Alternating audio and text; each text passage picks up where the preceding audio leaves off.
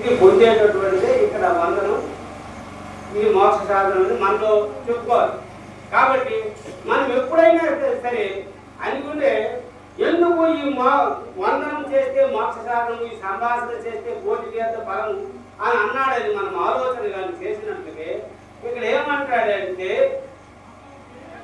మనకి రాకడ పోకడ లేకుండా ఏకస్థితి కలిగినట్టు 50 రాకడ పోకడ గలదే అనేకముగా దోచి ఎరుక చూసేలా ప్రతిమలో లేని పెరుమాని లేదు లేక దోచిని ఎరుక లేదే లేదనుచు నీ కీలు గురినిచే ఎరుకైతే జాదు వల్లకి ఎరుక చూసేలా ప్రతిమలో లేని పెరుమాని లేదా అంటే దీన్ని మనం బాగా విచారం చేసుకున్నట్లయితే రాకడ పోకడ లేకుండా ఏకస్థితి కలిగినట్టు 50 ఇది మనకు గురువు గారు సూచన చేసేటటువంటి పరిపూర్ణ.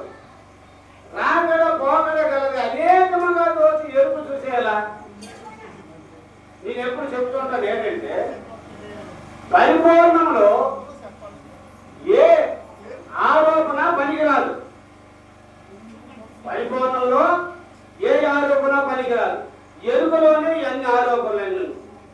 ఇక్కడ రాకడ పోకడ గలది అనేకముగా దోచు.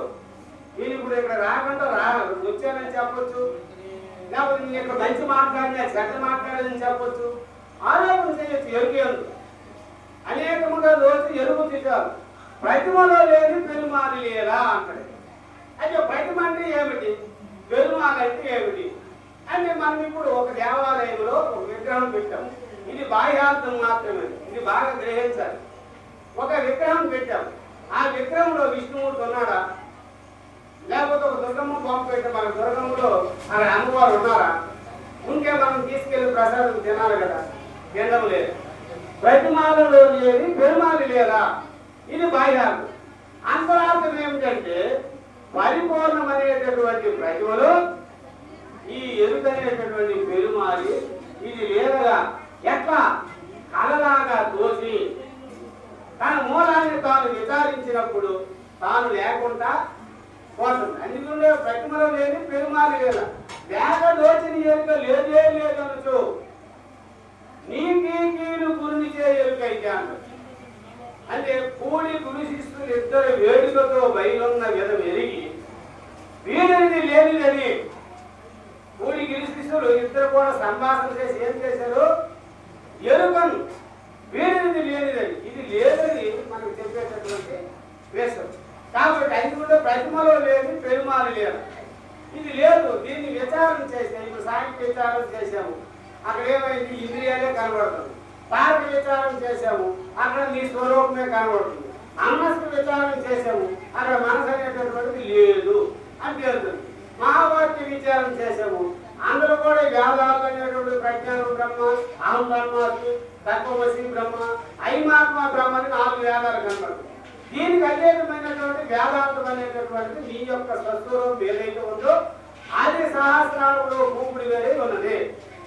అటువంటి విధానాన్ని మనం తెలుసుకునేటప్పుడు ఈ విచారాన్ని తెలుసుకుంటే ఏమైంది, దానికి మూలం ఎప్పుడైతే విచారించామో ఆ అఖండమైనటువంటి అది అనుకుంటాడు ఎరుగును అనేది జరిగే ఎరుగును తనను కొరకు ఎరిగిన జరిగే ఎరుగు నెరుగుందనము తను తాను ఎరుగుతుండేది జరిపే ఎరుగము బుద్ధి నీ వెలుగు మీద నిజము ప్రశక్తి గురుమంత్రం అనేటే బుద్ధతో ఎరుక భూముడి వేరు ఎరిగి ప్రకటించాలంటారు.